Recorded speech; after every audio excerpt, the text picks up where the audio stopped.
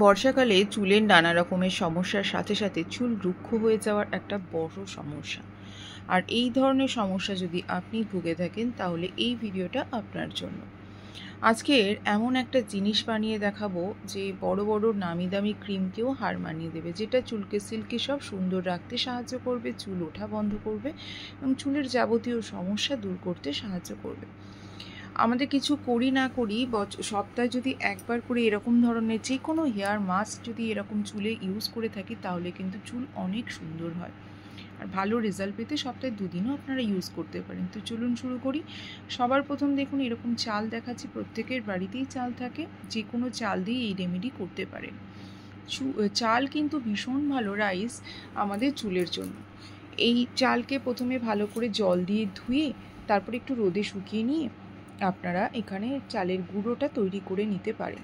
সব থেকে ভালো হয় যদি আতপ চাল দিয়ে এই গুঁড়োটা তৈরি করা যায়। আমি এখানে সিদ্ধ চাল যেহেতু দেখাচ্ছি, কিন্তু আপনারা আতপ চাল দিয়ে চেষ্টা করবেন। আমি এটা বাজারজাত চালের গুঁড়ো নিয়েছি। আর যেহেতু বাজারজাত চালের গুঁড়োটা খুব মিহি হয়, পাউডার বেস হয়, আর যদি বাড়িতেও বানাতে চান তাতেও কোনো অসুবিধা নেই। চালের গুঁড়ো তৈরি করে আপনাদের একটু চেলে নিতে হবে, চেলে নিলেই কিন্তু একদম মিহি পাউডার হয়ে যাবে। তো যতটা মিহি হবে ততটাই ভালো পরবর্তী স্টেপে যাওয়ার জন্য। তো এখানে চালের গুঁড়োর পরিমাণটা বলি, কম বেশি আপনারা করতেই পারেন, কোনো অসুবিধা নেই। যেহেতু এটা পুরো মাথায় লাগাতে হবে স্ক্যাল্প থেকে লেন্থ পর্যন্ত, সুতরাং পরিমাণটাই 4 থেকে 5 চামচের মতো, বড় চামচে 4 থেকে 5 চামচের মতোই নিয়েছি। আর এটা একটা অ্যালুমিনিয়ামের পাত্রে নিচ্ছি, যেহেতু এটা গ্যাসে গরম, মানে এর পরবর্তী স্টেপটা গ্যাসে বসাতে হবে, সেই জন্য। তো এখানে 4 থেকে 5 চামচের মতো বাজারজাত কেনা চালের গুঁড়ো আমরা ইউজ করছি। আপনারা বাড়িতেও বানিয়ে ফেলতে পারেন বা কেনাও ইউজ করে নিতে পারেন। এবার দেখুন এই চালের গুঁড়োটা আমি নিয়ে নিলাম। এবার এর সাথে আমি ঠান্ডা জল মেশাবো। ঠান্ডা জল বলতে একদম ফ্রিজে যে ঠান্ডা জল সেটা নয়, রুম টেম্পারেচার যে জল আমরা খাই মোটামুটি সেই রকমই ঠান্ডা জল এখানে মেশাবো। জলের পরিমাণটা কিন্তু এখানে একটু বেশি পরিমাণে মেশাতে হবে। আর এখানে মানে রুম টেম্পারেচারে যে জলটা সেটা ইউজ করছি এই কারণে, তার গরম জল ইউজ করলে কিন্তু এইখানে ডেলা ডেলা হয়ে যাবে। আর কোনো রকম ডেলা যাতে না থাকে তার জন্য খুব ভালো করে প্রথমেই মিক্স করে নেবেন। তো খুব ভালো করে মিক্স করে নিচ্ছে। আর জলের পরিমাণটা একটু বেশি না করলে পরবর্তীতে স্টেপে যখন আপনারা এটাকে গরম করবেন তখন কিন্তু এটা খুব গাঢ় হয়ে যাবে, আর বেশিক্ষণ আপনারা গরম করতেই পারবেন না, বসানোর সাথে সাথেই গাঢ় হয়ে যাবে, আর নাড়তেও পারবেন না।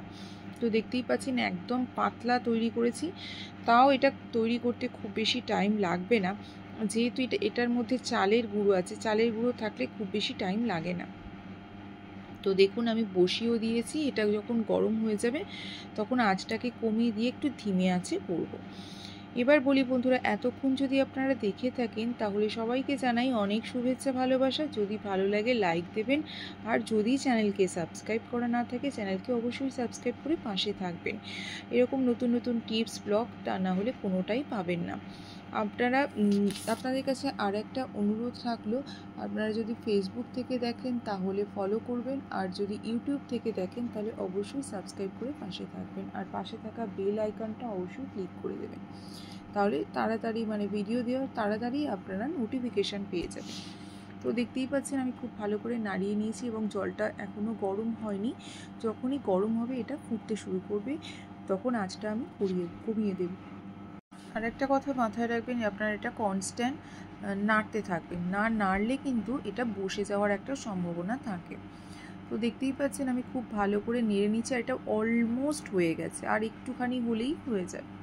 কারণ এটা খুব গাঢ় করলে ঠান্ডা হলে আবার বসে যাবে। এই অবস্থাতেই নামাবেন। আমার একটু গাঢ় হয়ে গেছিলো কারণ আমি অনেকটাই কুক করে ফেলেছিলাম, কিন্তু নামানোর পরে যখন দেখছি একদম বসে গেছে তখন আমাকে একটু জল মেশাতে হয়েছে। আপনারা সেটা করবেন না, একদম একটু লিকুইড অবস্থাতেই নামাবেন, যেহেতু ঠান্ডা অবস্থায় কিন্তু আবার একটু টেনে যাবে। আর দেখতেই পাচ্ছেন আমি 3 চামচের মতো চালের গুঁড়ো দিয়েছিলাম, এটা 3 থেকে 4 চামচ, এটা বেড়ে কতটা হয়ে গেছে এই বুঝে আপনারা পরিমাণটা নেবেন। তবে একটু বেশি পরিমাণে করলে কি, আমার যেহেতু লম্বা চুল সেহেতু পুরো চুলে লাগাতে সুবিধা হয়। তো দেখতেই পাচ্ছেন আমার প্রায় হয়ে গেছে। এবার এটাকে আমি একটু ঠান্ডা করে নেব, ঠান্ডা করে নিতে যেটুকু সমস্যা।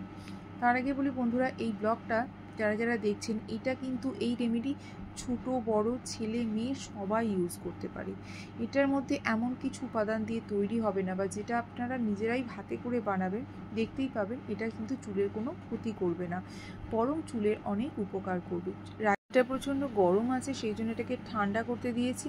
আর এই দেখতেই পাচ্ছেন কতটা একটুখানি ঘন হয়ে গেছিলো, এই যে ঘন, আর সেই জন্য আমাকে এর মধ্যে একটুখানি জল দিয়ে একটু পাতলা করে নিতে হয়েছে। এটা যেমন চুলের জন্য ভালো, স্কিনের জন্য ভীষণ ভালো। আপনারা যখন মাথায় লাগাবেন তখন এটা একটু মুখেও লাগিয়ে নিতে পারেন, সেটাও কিন্তু খুব ভালো হবে। একবার করে দেখুন বন্ধুরা, উপকার তো অবশ্যই পাবেন, অপকার কোনো কিছুই নেই, উপকার তো অনেকটাই। এবার চলুন, এটা তো শুধু আমি চালের গুঁড়ো দিয়ে চাল দিয়ে একটা ক্রিমের মতন টেক্সচার বানালাম, কিন্তু এর সাথে আমি আর একটা কিছু জিনিস মেশাবো, যেটা দিলে আরও উন্নত হবে। এটা একবার ইউজেই দেখতে পাবেন, প্রথমবার ইউজেই দেখতে পাবেন চুল কতটা সিল্কি সফট সুন্দর হয়েছে। তো এটা আমি যতটা আমার লাগবে সেই পরিমাণটা কাটিয়ে নিলাম। এবার এর সাথে আমি যে জিনিসটা মেশাবো সেটা হচ্ছে নারকোল তেল।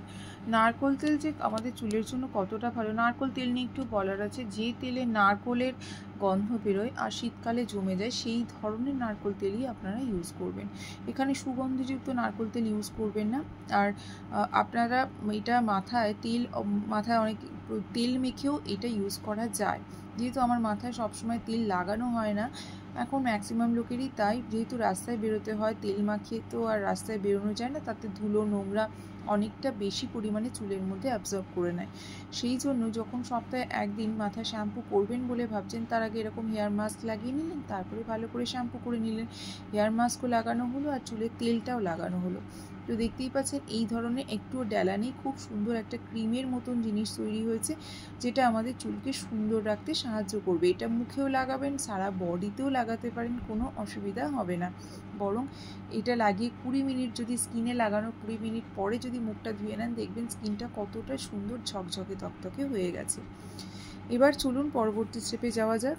মাথায় লাগানোর আগে কতগুলো স্টেপ আপনাদের অবশ্যই ফলো করতে হবে। সেটা হচ্ছে চুলকে প্রথমে খুব ভালো করে ছাড়িয়ে নিতে হবে। জটমুক্ত চাউলিয়া কিন্তু একদমই লাগানোর চেষ্টা করবেন না, তাতে উপকারের থেকে অপকার বেশি হবে। প্রথমে স্ক্যাল্প থেকে লেন্থ পর্যন্ত খুব ভালো করে ছোট ছোট পার্টিশন করে লম্বা লম্বা করে লাগিয়ে রেখে দেবেন। খোপা নাও করতে পারেন, আমি এখানে খোপা করে, কিন্তু অবশ্যই কোনো প্লাস্টিক দিয়ে বা শাওয়ার ক্যাপ দিয়ে মাথাকে কভার করে রাখতে হবে। শুকিয়ে গেলে কিন্তু আপনাদেরই কষ্ট হবে। 1 ঘন্টার বেশি রাখার কোনো দরকার নেই, 1 ঘন্টা রাখবেন, তারপরে প্লেন জল দিয়ে ধুয়ে নেবেন, তারপর মাইল্ড কোনো শ্যাম্পু দিয়ে শ্যাম্পু করে নেবেন। আর শ্যাম্পু করার পরেই একবারেই দেখতে পাবেন চুলের কতটা উন্নতি হয়েছে। চুল সিল্কি সফট সুন্দর হয়েছে এবং চুল গোড়া থেকে শক্ত হতে সাহায্য করবে এই পদ্ধতি। তাহলে বন্ধুরা এখানেই শেষ করছি, কেমন হয়েছে অবশ্যই জানাবেন। সবাই খুব ভালো থাকুন, সুস্থ থাকুন, দেখা হচ্ছে পরবর্তী ভিডিওতে। ততক্ষণ সবাইকে টাটা, বাই বাই।